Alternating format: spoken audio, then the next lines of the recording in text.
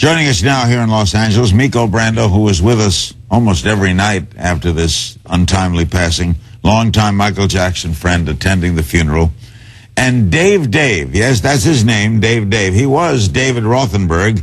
He was set on fire in 1983, suffered, as you can see, terrible scars. Michael Jackson befriended him and paid for a lot of his surgeries. Dave is also attending the burial. Why Dave? Well, to liberate myself from the confines of my father's criminality. He caused the fire? Yeah. He is a criminal, and he caused all this.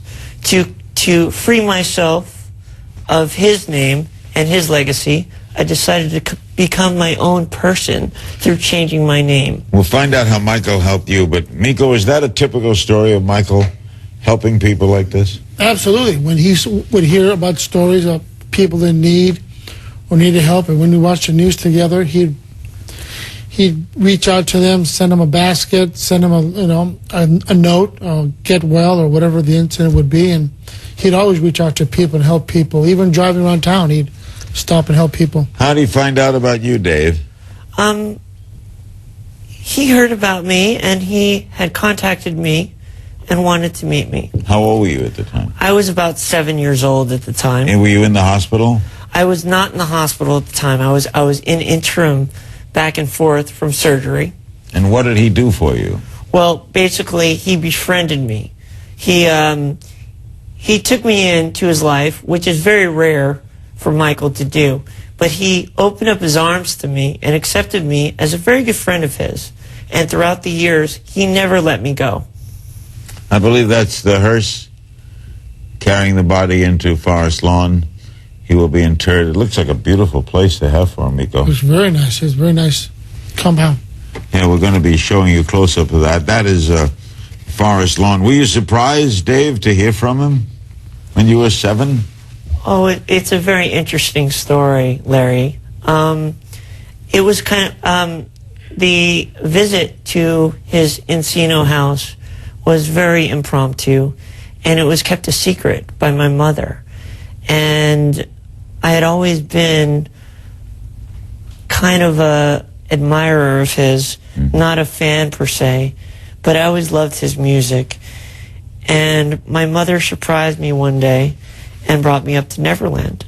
And I entered an arcade, and there were all these Paul McCartney records all over this, The Girl Is Mine, and, this and that.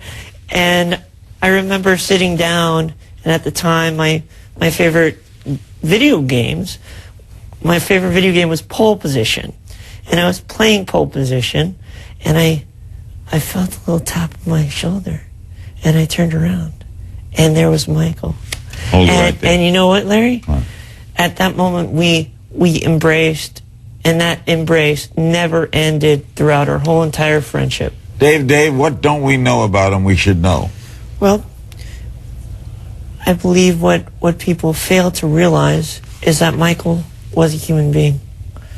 Throughout the years, I think he was kind of stigmatized by the media, and I believe that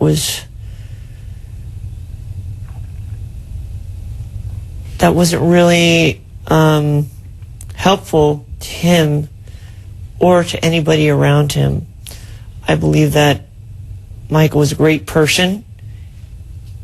He has never hurt a soul, and I am happy to have been his friend for all these years and been a dedicated friend. Miko, how do you explain what Michael did for Dave? That's just the kind of human being he was. He's very loving, caring.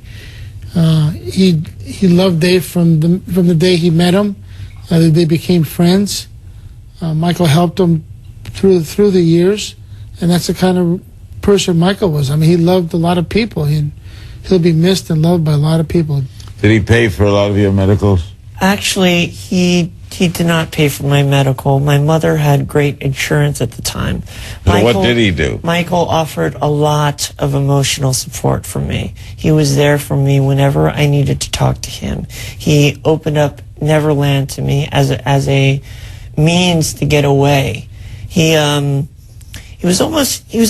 metaphorically, he was almost like a father that I never had. Huh. Well said.